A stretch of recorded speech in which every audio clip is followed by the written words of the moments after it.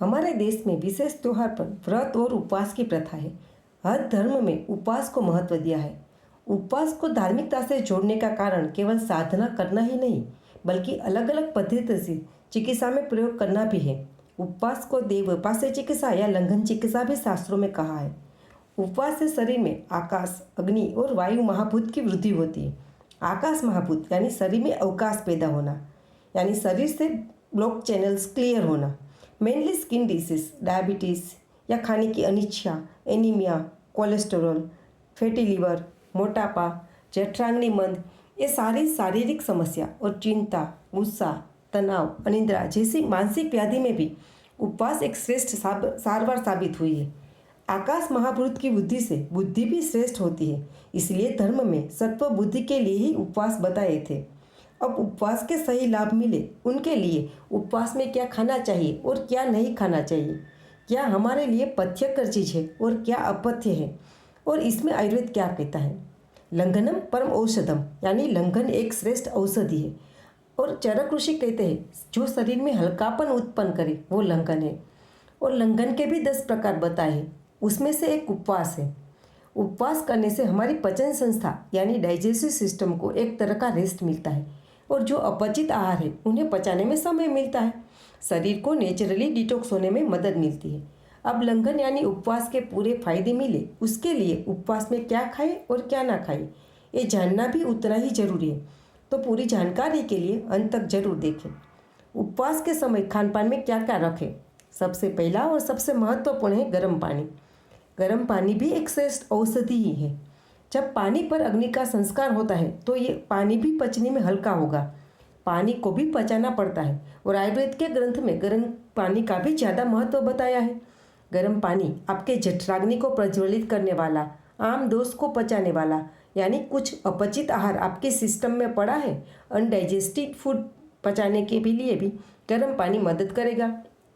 इसके लिए गर्म पानी को और बेटर करने के लिए आप उसमें थोड़ा सौंठ का पाउडर या लौंग पाउडर मिलाया तो उनके औषधीय गुण में और वृद्धि होगी, क्योंकि सौंठ भी अग्निदीपक और आमपाचक का कार्य करेगी। अब उपवास के दौरान आप अगर खाली पेट रहे तो कभी कभी पित्त दोष भी शरीर में बढ़ता है, और ये सौंठ पित्त को कम करने में भी मदद करेगा।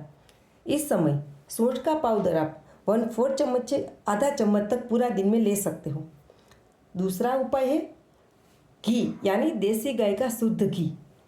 ये घी भी अग्नि को बढ़ावा देता है, लेकिन पित्त को अच्छे से कम करता है। जो उपवास में खाने के लिए आप बनाए उनमें घी का छोंका दे या ऊपर से भी गाय का घी उसमें ऐड करके ले सकते हो। तीसरी चीज़ उपवास में ले वो है गाय का दूध, वो भी गर्म दूध। ठंडा दूध यानी फ्रिज से निकाल के तुरंत उसे यूज़ नहीं करना है। आयुर्वेद में गर्म दूध में जीवनीय शक्ति देने वाला, बल को बढ़ाने वाला, अगर उपवास के दौरान थोड़ी थकान लगती है तो उसे दूर करने वाला बताया है।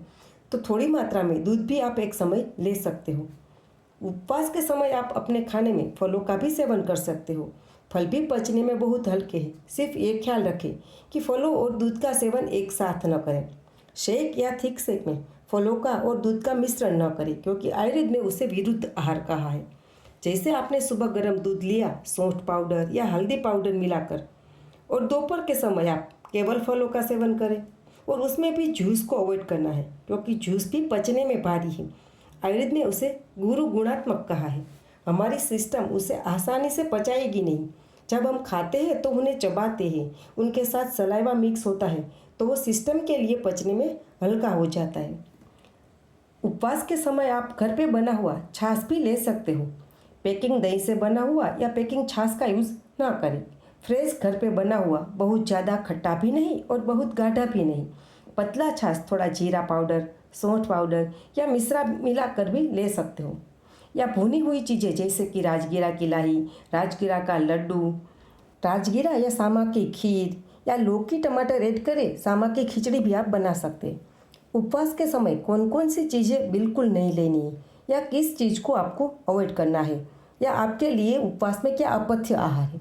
सबसे बड़ा फ्राइड चीज़ें, तली हुई चीज़ों को आपने अवॉइड करना है। मोस्टली लोग यही खाते हैं तो उन्हें नहीं खाना है।